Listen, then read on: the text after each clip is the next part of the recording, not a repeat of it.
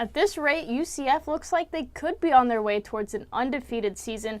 The only two teams possibly standing in their way is this week against Navy, and then, of course, rivalry week with USF. And earlier this week, as a little bit of bulletin board material, Scott Frost did call Navy a group of giant pandas, which both Janae and I thought was a pretty interesting term, for another football team, especially one that looks to be an extremely competitive football team this year and one that's really going to challenge UCF, especially their rush defense. Well, and what he was referring to was pandas are hard to find, especially in football when you talk about the triple run option, which is what Navy will be threatening with as they play UCF. Not your average quarterback, that would be Zach Abbey, who's passed for a total of 491 yards for 5 touchdowns and 4 interceptions. So why is he a strength? Well, they took a chance with the junior quarterback after Will Worth suffered an injury in last year's AAC championship game, thrusting him under center, making him the least experienced quarterback to start since 2012. But so far, so good. You want to know why? Because he leads the best rushing offense in the nation.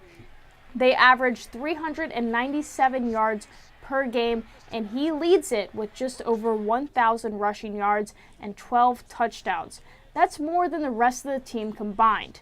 I believe 3 years ago when their quarterback set the rushing record for all of NCAA with 88 rushing touchdowns. So Navy does have that history with good running quarterbacks.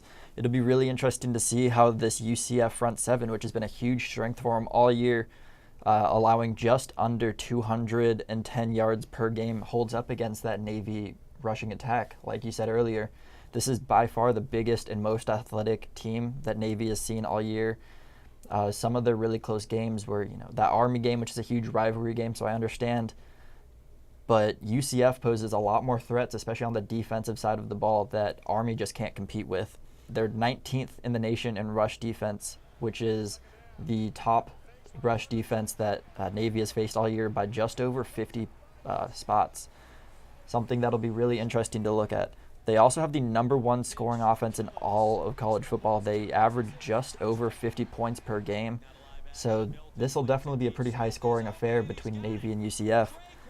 And the one team that these two opponents have in common is the Memphis game, in which Navy lost to a few weeks ago.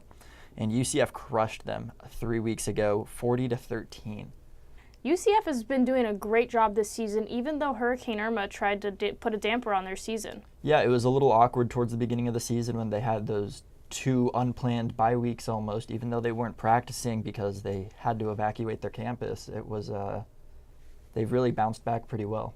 There aren't many weaknesses to talk about when we talk about this UCF team, but let's get started with welcome back to Earth, UCF. Although this program has taken a giant leap forward this year, they will be retiring their awesome spacesuits from last week for their ordinary uniforms. They also didn't get the reps against Georgia Tech. That would have been a crucial opportunity for them to get experience with the triple option offense that they will be facing against Navy. Yeah, Georgia Tech is also one of the only teams in all of college football that averages less than 100 yards passing per game. Georgia Tech is one of 2 teams that's worse than Navy passing the ball, oddly enough. Navy definitely has their weaknesses, though. As I said earlier, they did lose to Memphis. It was a really closely contested game, but in the end they did lose. And as we've also talked about, they're extremely one-sided. You can really load the box against them, and if you play sound, good, fundamental defense, the triple option, if everyone has their assignments down, is fairly easy to stop. It's just getting all of those assignments and getting all the extra reps in practice like you talked about. And that game against Georgia Tech would have been a huge bonus for them. Georgia Tech is a much larger team than Navy and is a much more powerful team than Navy. So it'll be really interesting to see, as it is every week when teams play Navy, how they're able to really prepare for that triple option that you don't practice against any other time during the season. Well, personally, I think that Scott Frost as head coach is the best option UCF has. You have to keep in mind he ran the triple option offense at Nebraska, and that earned them the championship title in 1997. He's been practicing it with his players all week. I feel like he knows the system in and out. So it will pose a new threat for UCF in a game-like situation, but will it stop them? See, I don't think it will. He also used the triple option quite a bit when he was the offensive coordinator at Oregon, oddly enough. They also Navy has a really weak schedule. Memphis is the best team they've played. They haven't faced anyone so far this year that's anywhere close to a top 25 team. This is by far the best team they've played. And the Navy key player this game is going to be Zach Abbey. There is no I in team. Unless you're Navy, then that I becomes Zach Abbey. Although he's not the ideal candidate for the position, he's been getting the job done.